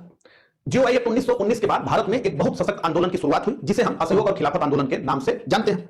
एक घटना की वजह से गांधी जी ने इस आंदोलन को उस समय वापस ले लिया जबकि यह आंदोलन अपने पूर्ण चरम पर था। तो आप भी कहेंगे कि आप तो इसके पीछे पड़ गए, गांधी जी द्वारा असहयोग आंदोलन वापस लिया गया। कई टॉपिक में इसी से हमने शुरुआत की। एक्चुअली इसका कारण यह है कि यह बहुत महत्वपूर्ण घटना घटी और यह एक प्रकार से टर्निंग पॉइंट था, और इसीलिए घूम फिरकर हम यहां पर जो है आ जाते हैं। तो घबराने की जरूरत बिल्कुल भी नहीं है। ऐसा नहीं है कि मैं जो है बार बार आपको कहीं इशारा कर रहा हूं, यह स्वाभाविक है, इसलिए हम ले रहे हैं। तो गांधी जी द्वारा असहयोग आंदोलन को वापस ले लिया गया, और जब गांधी जी द्वारा असहयोग आंदोलन को वापस लिया गया तो हमें अनेक धाराएं देखने को मिली। तो वो अनेक धाराएं क्या थी? तो एक थे प्रो चेंजर, एक थे नो चेंजर, एक रिवोल्यूशनरी, एक रिएक्शनिस्ट और एक जो है कम्युनल। हमने थोड़ी बात सांप्रदायिकता की थी। हालांकि एक वीडियो बनाऊंगा जिसमें किस प्रकार से सांप्रदायिकता का विकास हुआ, दो राष्ट्र सिद्धांत आया और अंततः पाकिस्तान बना, पाकिस्तान निर्माण की पूरी कहानी मैं समझाऊंगा। तो हमने देखा कि अलग अलग कई समूह बन गए। एक समूह था जिसने कहा कि चुनाव लड़ेंगे, एक समूह था जिसने कहा कि जमीनी कार्य करेंगे, एक समूह था जिसने कहा कि क्रांति ही सर्वोत्तम रास्ता है, क्रांति ही करेंगे, एक समूह था जिसने कहा कि समाजवाद ठीक है, समाजवाद की स्थापना हो, और एक ऐसा भी समूह था जो कि अपने अपने हितों के लिए लड़ रहा था, जिसे रिएक्शनिस्ट कहा गया। तो ये हमने देखा था। तो एक प्रकार से हम देखें तो असहयोग आंदोलन में जिस प्रकार की एकता भारतीयों में देखी गई थी, उस एकता का बिखराव हो गया था। असहयोग आंदोलन के वापस लेते ही कई प्रकार की धाराएं हो चुकी थी, बन चुकी थी। तो यह ठहराव का भी काल था। किसके ठहराव का काल था? तो राष्ट्रीय आंदोलन के ठहराव का काल था। यह पूरा जो है हम देख सकते हैं 22 से 27 तक का। यहां पर जो है राष्ट्रीय आंदोलन में एक सुस्ती आ गई थी। इस सुस्ती को जिस घटना ने तोड़ा और जिसने अलग अलग गुटों को फिर से एक कर दिया, वो घटना थी वैधानिक आयोग की ब्रिटिश घोषणा, यानी इसे हम स्पार्क कहते हैं। यह वो चिंगारी थी जिसने कि भारत के जो सुसुप्त अवस्था में राष्ट्रवादी हो गए थे उनको इसने फिर से सक्रिय कर दिया, और जो बटे हुए गुट थे वो सभी एक हो गए। जिस प्रकार से असहयोग आंदोलन के छतरी के नीचे तमाम गुट एक होकर के चल रहे थे, हिंदू भी, मुस्लिम भी, और सारी बातें जो हमने अभी की। तो वैधानिक आयोग की ब्रिटिश घोषणा हो गई और इसने एक चिंगारी का काम किया। तो ये वैधानिक आयोग की जो ब्रिटिश घोषणा थी वो कुल मिलाकर के एक कमीशन की नियुक्ति थी जिसका नाम था भारत विधिक आयोग। भारत विधिक आयोग, इसे ही कहा गया साइमन कमीशन। तो जिसे आप साइमन कमीशन के नाम से जानते हैं, वो आम बोलचाल की भाषा में प्रयुक्त हुआ एक शब्द है, और यह शब्द इसलिए निकला कि यह जो आयोग था, इसके जो अध्यक्ष थे वो थे जॉन साइमन, और इन्हीं जॉन साइमन के नाम पर इसे कहा दिया गया साइमन कमीशन, जबकि इसका नाम था भारत विधिक आयोग। तो अध्यक्ष के नाम की वजह से साइमन कमीशन इसका नाम पड़ा। तो यही वैधानिक आयोग था जिसे हम साइमन कमीशन के नाम से जानते हैं। इसमें कुल 7 सदस्य थे, ठीक है। अब ये आया क्यों था? तो ये जो 1919 का भारत सरकार अधिनियम था, इसमें एक प्रावधान ये था कि 10 वर्षों बाद भारत सरकार अधिनियम 1919 की जांच हेतु एक आयोग बनेगा, यानी भारत सरकार अधिनियम की जो प्रगति है उसकी जांच के लिए एक आयोग बनेगा। ऐसा प्रावधान था 1919 के एक्ट में। अब इसको करना क्या था? तो इसको देखना था कि वर्तमान सरकारी व्यवस्थाएं जो चल रही हैं इस कमीशन के नियुक्त होने के समय भारत में, उसकी क्या दशा है, शिक्षा के प्रसार का काम कितना आगे बढ़ा है, और प्रतिनिधि संस्थाओं का अध्ययन करना है, और इस आधार पर भारत में उत्तरदायी सरकार बनाया जाए न बनाया जाए इसका निर्णय करना था। तो यहां पर जो है जो सरकारी व्यवस्था चल रही है वो कैसे चल रही है, शिक्षा के प्रसार का काम किस प्रकार से हुआ, और प्रतिनिधि संस्थाओं का अध्ययन करके यह देखना कि भारत में उत्तरदायी सरकार की स्थापना अभी की जा सकती है ये, या आगे जो है इसको अभी खींचा जा सकता है। तो भारत सरकार अधिनियम 1919 की प्रगति, यहां जांच से पहले लिख लीजिएगा अगर उचित हो तो, प्रगति की जांच है तो भारत विधिक आयोग यानी साइमन कमीशन का गठन हुआ। इसमें कुल 7 सदस्य थे और 7 सदस्यों में से एक भी भारतीय नहीं था, यानी भारत के स्वशासन का निर्णय करने वाली जो संस्था बनी थी, जो आयोग बना था, जो कमीशन बना था, उसमें एक भी भारतीय नहीं थे और सारे गोरी चमड़ी के लोग थे। तो यह सबसे बड़ा मुद्दा रहा जिसकी वजह से इस कमीशन का भारतीयों ने बहिष्कार कर दिया। कमीशन में एक भी भारतीय के ना होने से देशवासी अत्यंत नाराज। देशवासियों ने कहा कि हमारे स्वशासन का निर्णय एक पूर्णतया अंग्रेजी संस्था कैसे कर सकती है? पूर्णतया अंग्रेजों की संस्था किस प्रकार से हमारे स्वशासन का निर्णय कर सकती है? क्या अंग्रेजी सरकार भारतीयों को इतना भी योग्य नहीं समझती कि वो अपने संवैधानिक विकास में भागीदारी कर सकें? तो यह बहुत महत्वपूर्ण मुद्दा रहा, भारतीयों को अपमानजनक भी लगा। और दूसरी बात यह कि भाई सबसे बड़ी बात तो यह है कि भारतीयों के स्वशासन का निर्णय आप कर रहे हैं और पूर्णतया जो है अंग्रेजी संस्था, इसमें भारतीयों का प्रतिनिधित्व तो नहीं। तो यह ध्यान रखिएगा कि सबसे मुख्य विषय था कि कमीशन में एक भी भारतीय के ना होने से देशवासी अत्यंत नाराज। तो दिसंबर 1927 में कांग्रेस का मद्रास अधिवेशन बुलाया गया और यहां पर इस मद्रास अधिवेशन में यह निर्णय लिया गया कि प्रत्येक स्तर व प्रत्येक स्वरूप में कमीशन का बहिष्कार होगा। प्रत्येक स्तर और प्रत्येक स्वरूप में कमीशन का बहिष्कार होगा, यानी कमीशन का पूर्ण रूपेण बहिष्कार होगा। यह तय हुआ दिसंबर 1927 में और यह आयोग गठित हुआ नवंबर 1927 में। एक महीने बाद इसके बहिष्कार का पूरा निर्णय हो गया कांग्रेस के मद्रास अधिवेशन में। 3 फरवरी 1928 को जब यह कमीशन मुंबई पहुंचा तो जबरदस्त तरीके से इसका बहिष्कार किया गया और लगभग सभी दलों ने इसका उग्र विरोध किया। तो लगभग में कौन कौन लोग नहीं हैं जिन्होंने इसका विरोध नहीं किया वो मैं आपको बता देता हूं। तो पंजाब में यूनियनिस्ट पार्टी और दक्षिण भारत में जस्टिस पार्टी ने इसका विरोध नहीं किया और वो लोग एक तरफ खड़े रह गए। अंबेडकर जी ये जो साइमन कमीशन के साथ सहयोग करने के लिए एक कमेटी बनी थी उसके सदस्य बन गए। तो जस्टिस पार्टी और यूनियनिस्ट पार्टी ने ना तो इसका समर्थन किया और ना ही इसका विरोध किया। अंबेडकर जी ने इसका पूर्णतः समर्थन किया और जो है उस कमेटी के वो सदस्य भी बने जो कि इस आयोग के सहयोग करने के लिए बनी थी।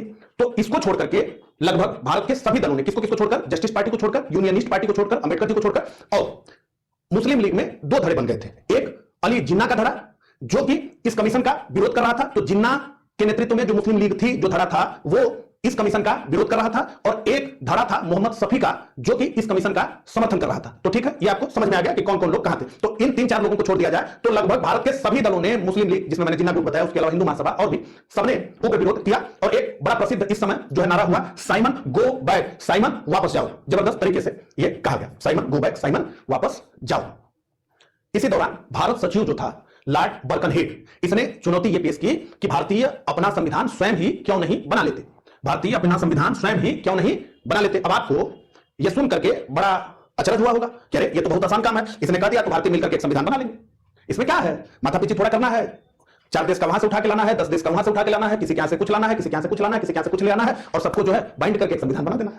ये तो आसान काम है, लेकिन यह काम बड़ा चुनौतीपूर्ण था।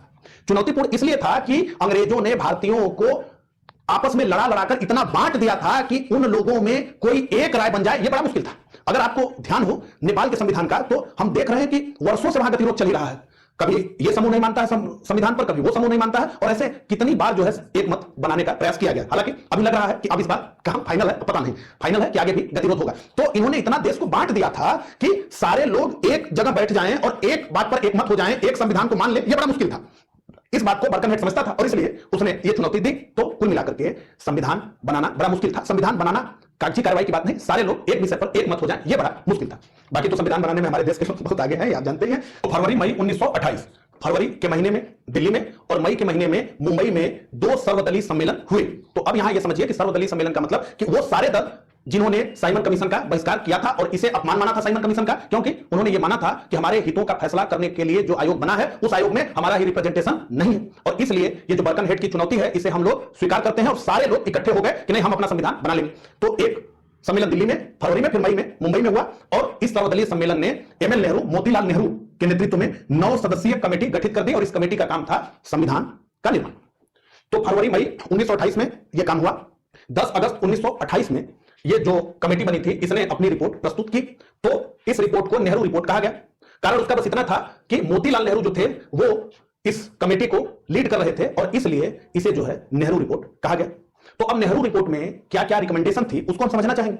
तो नेहरू रिपोर्ट ने कहा कि भारत इंग्लैंड के अधीन एक डोमिनियन होगा, यानी इन्होंने डोमिनियन स्टेटस की मांग की। हिंदी में कहें तो इन्होंने अधिराज्य की मांग की। अधिराज्य का मतलब एक बड़े साम्राज्य के अंतर्गत एक देश जो कि अपने आप में पूर्णतया स्वायत्त हो, लेकिन उसके पास रक्षा ना हो, उसके पास संचार ना हो और उसके पास सेना ना हो।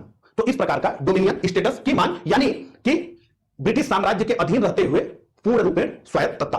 तो ये हमने समझ लिया। तो इन्होंने डोमिनियन स्टेटस की मांग की, यानी स्वतंत्रता की मांग नहीं थी। इसको समझिए। इस नेहरू रिपोर्ट में, नेहरू रिपोर्ट में मौलिक अधिकारों का भी प्रावधान था, और ये कुल संख्या में थे 19। तो मौलिक अधिकारों का भी प्रावधान था, और ये जो मौलिक अधिकार थे इनकी कुल संख्या थी 19, जिसमें भाषण देने, सभा करने, संगठन बनाने, महिलाओं को पुरुषों के समान अधिकार देने और वयस्क मताधिकार आदि आदि बहुत से। तो वयस्क मताधिकार का भी इसमें मामला था जो मैंने बताया। तो कुल 19। इस कमेटी ने सुझाव दिया कि अल्पसंख्यकों हेतु आरक्षित स्थान के लिए संयुक्त निर्वाचन व्यवस्था हो, यानी सेपरेट इलेक्शन, यानी पृथक निर्वाचन की जो व्यवस्था 1909 के अधिनियम से चली आ रही थी उसे समाप्त किया जाए और संयुक्त निर्वाचन व्यवस्था को अपनाया जाए। हालांकि अल्पसंख्यकों के लिए स्थान आरक्षित हो जाए, ठीक है। तो पृथक निर्वाचन को समाप्त किया जाए, संयुक्त निर्वाचन को लागू किया जाए और मुसलमानों को आरक्षण दिया जाए इस व्यवस्था में, ठीक है। भाषाई आधार पर प्रांतों का गठन किया जाए, केंद्र तथा राज्यों में उत्तरदायी सरकार की स्थापना हो। तो इतने दिन से हम पढ़ रहे हैं उत्तरदायी सरकार, उत्तरदायी सरकार, उत्तरदायी सरकार। कई बार मैंने मुंह से बोला भी, आपने कई बार सुना भी, पढ़ा भी होगा, और कभी मैंने भी जरूरत महसूस नहीं की कि शब्द को डिफाइन किया जाए। आप लोगों में से किसी ने पूछा भी नहीं। तो अब आज मैं ही पलटकर आपसे यह पूछ लेता हूं कि यह उत्तरदायी सरकार यानी क्या, इसको कमेंट करके बताइएगा। तो इतनी बातें नेहरू रिपोर्ट में थी जो कि 10 अगस्त 1928 को प्रस्तुत हुई, और जब नेहरू रिपोर्ट प्रस्तुत हुई तो एक सर्वदलीय सम्मेलन कलकत्ता में बुलाया गया कि भाई इस सर्वदलीय सम्मेलन ने इनको जिम्मेदारी दी, इन्होंने रिपोर्ट प्रस्तुत कर दी। तो अब इस रिपोर्ट पर चर्चा करने के लिए एक सर्वदलीय सम्मेलन कलकत्ता में बुलाया गया, और इसके अध्यक्ष थे डॉक्टर अंसारी। और यहां पर हुआ यह कि मुस्लिम लीग अलग मांग करने लगी, हिंदू महासभा वो अपने हितों की बात, मुस्लिम लीग अपने हितों की बात, सिखों के जो नेता थे वो अपने हितों की बात करने लगे। और यहां पर जिन्ना ने 3 मांगे रखी, उनको जो है मैं पढ़कर बताना चाहूंगा। तो केंद्रीय विधान मंडल में 1/3 स्थान मुसलमानों के लिए आरक्षित हो, यह जिन्ना की पहली मांग थी। ये मांग कि ये जो नेहरू रिपोर्ट है इसमें संशोधन किया जाए और 3 नई मांगों को इसमें स्थान दिया जाए। तो उसमें से पहली मांग ये थी कि केंद्रीय विधानमंडल में 1/3 स्थान मुसलमानों के लिए आरक्षित हो। तो हिंदू महासभा इस पर भड़क गई, भड़क तो कांग्रेस भी गई कि केंद्रीय विधानमंडल में जितना आपका जनसंख्या होगा उतने हिसाब से आप प्रतिनिधित्व लेंगे। एक दल है जो कि नारा भी लगाता है जिसकी जितनी संख्या भारी उसकी उतनी हिस्सेदारी। तो 1/3 मुसलमान है ही नहीं तो आपको केंद्रीय विधान परिषद में 1/3 कैसे मिल जाएगा, 1/3 कैसे मिलेगा? तो ये गलत मांग, जबरदस्ती की मांग, हिंदू महासभा ने इसका जबरदस्त विरोध किया, कांग्रेस ने भी। इसके अलावा यहां पर इन्होंने 1/3 मांगा, कहां? केंद्रीय विधानमंडल में। लेकिन इन्होंने कहा कि पंजाब और बंगाल में हमें हमारे जनसंख्या के अनुपात में प्रतिनिधित्व चाहिए। तो पूरे भारत में जहां के मुसलमान अल्पसंख्यक हैं वहां इनको संख्या से कोई मतलब नहीं, 1/3 दो, संख्या से मतलब नहीं है। अगर हिंदू 40 करोड़ हो, मुसलमान 5 करोड़ हो तो भी 1/3 चाहिए। लेकिन बंगाल और पंजाब में जहां के मुसलमान बहुसंख्यक थे तो वहां पर इनको आरक्षण नहीं चाहिए। वहां पर इनको क्या चाहिए कि फेयर हो कि भाई जिसकी जितनी संख्या भारी उसकी उतनी भागीदारी। तो ये नारा कहां चलेगा? तो ये नारा चलेगा बंगाल और पंजाब में। और पूरे भारत में क्या नारा चलेगा कि संख्या भारी से मतलब नहीं है, 1/3 हमको देना चाहिए स्थान। तो ये मांग इन्होंने रखी। और तीसरी मांग इनकी थी कि प्रांतों के लिए अवशिष्ट शक्तियां हो। तो ये 3 मांग इन्होंने रखी और जाहिर सी बात है ये तीनों मांग अस्वीकृत हो गई। तो ये फिर से निकल करके जिन्ना साहब चले गए किसके गुट में? तो मोहम्मद शफी के गुट में, यानी मुस्लिम लीग फिर से जुड़ गई। मैंने अभी बताया था ना कि साइमन कमीशन का विरोध कर रहे थे जिन्ना एक गुट के साथ मुस्लिम लीग का, और मोहम्मद शफी वगैरह तटस्थ थे, तो उसी गुट में ये चले गए। तो ये जो सर्वदलीय सम्मेलन हुआ कलकत्ता में, इसने नेहरू रिपोर्ट को अस्वीकृत कर दिया कि नहीं, नेहरू रिपोर्ट स्वीकार नहीं है। उसके बाद जिन्ना की 3 मांगे मैंने आपको बता दी क्या क्या थी, ठीक प्रकार से समझा दिया। तो अभी इन लोगों को यही छोड़ते हैं, जिन्ना साहब को यही निपटा लेते हैं। इसके बाद जिन्ना साहब ने अपनी एक जो है मांग रखी जिसे जिन्ना की 14 सूत्रीय मांग के नाम से हम जानते हैं। ये मार्च 1929 में 14 सूत्रीय मांग इन्होंने रखी। तो वो 14 सूत्रीय मांग क्या थी उसे एक बार पढ़ करके जल्दी मैं आपको बता देना चाहता हूं। बहुत महत्वपूर्ण नहीं है, उसमें 2-4 पॉइंट महत्वपूर्ण है, लिखने की जरूरत नहीं। अगर आपकी इच्छा हो तो लिख लीजिएगा, हालांकि मैं तेज पढ़ूंगा, वैसे मेरे हिसाब से लिखने की जरूरत नहीं है। एक बार सुन लीजिए ताकि आपको समझ रहे कि जिन्ना की ये 14 मांगे क्या थी। हालांकि सबसे बड़ी मांग तो आप जानते हैं कि जिन्ना की क्या थे, पाकिस्तान। तो जिन्ना की 14 शर्तें मैं पढ़ता हूं एक करके। भारत का संविधान परिसंघात्मक हो और अवशिष्ट शक्तियां प्रांतों में निहित हो। तो यही 3 में से एक मांग इसमें है। प्रांतों को एक समान स्वायत्तता हो। तीसरा, समस्त विधानमंडलों और निर्वाचित निकायों में अल्पसंख्यकों का पर्याप्त एवं प्रभावपूर्ण प्रतिनिधित्व हो। तो एक प्रकार से यह आरक्षण मांगा जा रहा है।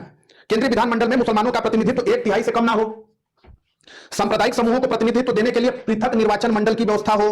अब यहां फिर से वो जो है चले गए उसी में, जबकि यहां पर जो है बात हुई है संयुक्त की।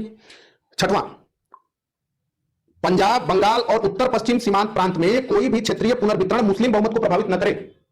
कहां पंजाब, बंगाल और उत्तर पश्चिम सीमांत प्रांत, NWFP, north west frontier province में।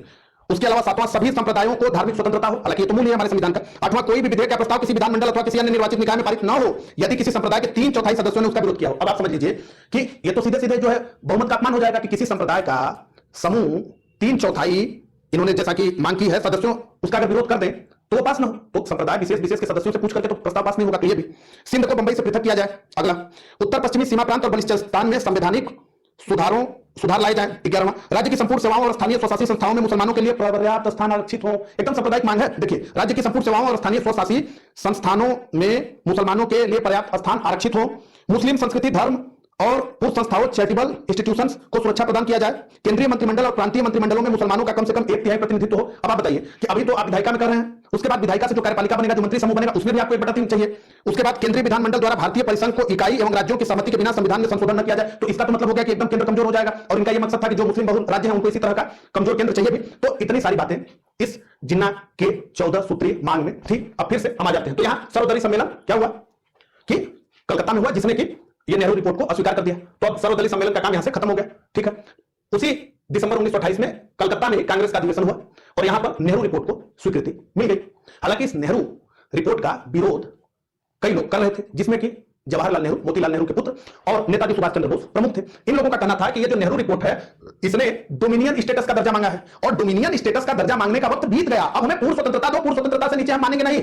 आप क्या डोमिनियन के चक्कर में पड़े हैं। लेकिन गांधी जी और मोतीलाल नेहरू का यह कहना था कि देखो भाई, बड़ा मुश्किल से डोमिनियन स्टेटस पर सहमति बनी है, अधिराज्य के दर्जे पर सहमति बनी है, तो ऐसा ना करो कि तुम जो है पूर्ण स्वतंत्रता के लिए दबाव डालो। हाँ, यह हम कर सकते हैं कि 2 वर्ष बाद अगर सरकार इस डोमिनियन स्टेटस को हमें नहीं देती है, ब्रिटिश सरकार, तो हम जो है पूर्ण स्वराज की बात करेंगे, पूर्ण स्वतंत्रता की बात करेंगे। लेकिन ये लोग अड़ गए। इन्होंने कहा कि नहीं, अब डोमिनियन मांगने का समय नहीं है, पूर्ण स्वतंत्रता से कम की बात नहीं होगी। तो मजबूरन यहां पर 1 वर्ष का मौका देना पड़ा। तो गांधी जी ने और समूह ने यह कहा कि ठीक है, सरकार को 1 वर्ष का मौका दे दीजिए कि हमने जो डोमिनियन को अपना लक्ष्य बनाया है उसे अगर ब्रिटिश सरकार हमें दे देती है, हमें अधिराज्य का दर्जा दे देती है, तो हम अधिराज्य के दर्जे पर मान जाएंगे और हम ठीक प्रकार से चलेंगे। लेकिन अगर 1 वर्ष के बाद सरकार हमें डोमिनियन स्टेटस नहीं देती है तो अब उसके बाद हम पूर्ण स्वतंत्रता से कम पर राजी नहीं होंगे।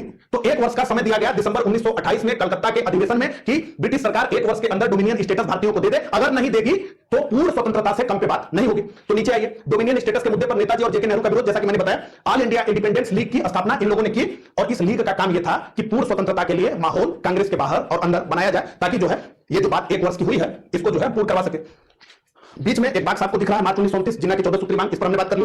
दिसंबर 1929 यानी दिसंबर 1928 से 1 वर्ष बाद कांग्रेस का लाहौर अधिवेशन हुआ और इस 1 वर्ष में क्या हुआ, तो ब्रिटिश सरकार ने डोमिनियन स्टेटस की इनकी मांग नहीं मानी। उसने कहा कि नहीं, हमें डोमिनियन स्टेटस आपको नहीं देना है। तो ये जो 1 वर्ष का समय दिया गया था वो अब यहां पूरा हो गया, कांग्रेस का लाहौर अधिवेशन। और यहां पर अध्यक्ष चुने गए जेके नेहरू, जवाहरलाल नेहरू जी, जिन्हें 18 प्रांतीय कांग्रेस कमेटियों में से 3 का समर्थन प्राप्त था। तो 18 में से कुल 3 प्रांतीय कमेटियों ने नेहरू को अपना नेता माना था और इस विशाल बहुमत के साथ नेहरू जी अध्यक्ष चुनकर के आए लाहौर में। इतना विशाल बहुमत इनको मिला था और गांधी जी का आशीर्वाद मिला था, तो ये अध्यक्ष हो गए।